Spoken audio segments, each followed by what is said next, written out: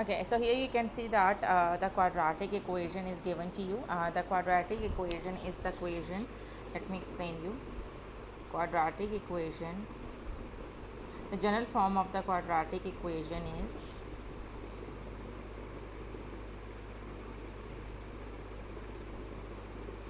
ax square plus bx plus c is equal to 0. So if any equation is written in this form, we will say that this is quadratic equation. But as you can see that in this question no equality is given, so it means that this is quadratic expression, right? If there is no equality sign given, we don't call it as equation, that is the expression.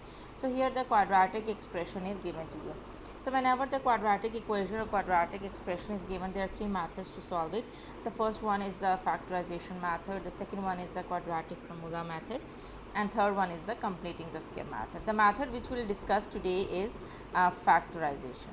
Okay, as you can see that with factorization, what you can see with the word, that it means that you can see that this is like a factorization, factors word is used in it.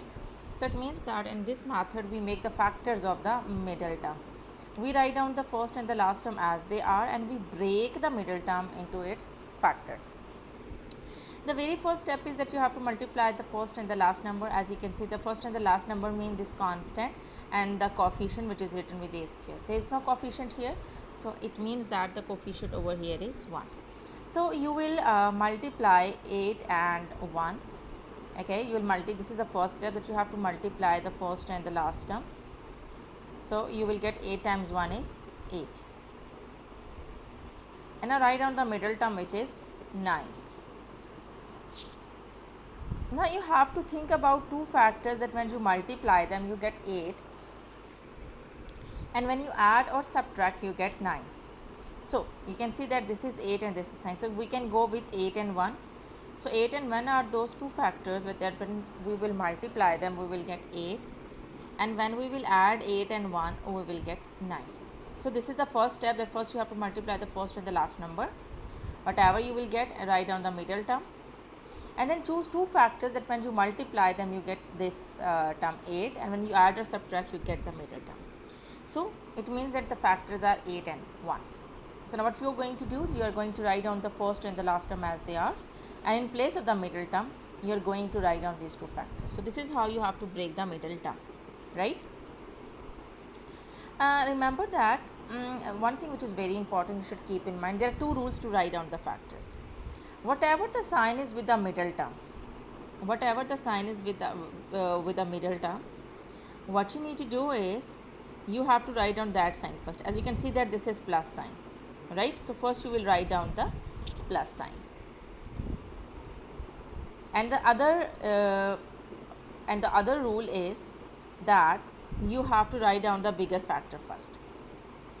So the sign which is with the middle term, first you write down this sign. This is the first rule, and the second rule is first you write down the bigger factor. Now you have to choose the other sign yourself, as you need 9a, so the other sign should be plus, right? Plus 1a will become 9. Why I am not writing down 1? Because you know that a single variable mean it's having 1 as a coefficient, right? I write down the last term as it is. So what we did, we break the middle term into two factors, and we broke the middle term into two factors, and then we wrote the two factors in place of the middle term, and we wrote the first and the last term as they are.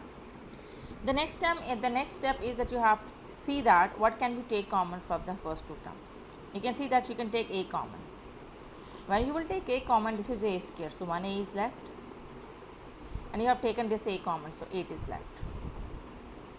So what can you take common from the last two terms? As you can see that there is nothing common, where there is nothing common, so 1 is common there. So you will take 1 common, and a plus 8 is left.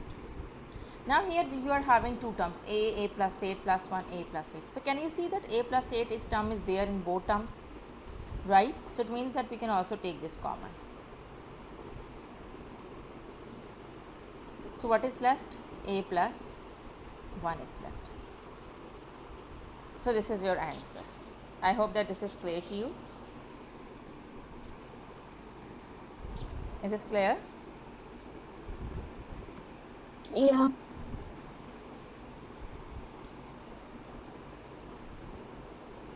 Alright, note it down Okay. and start doing the rest of the question.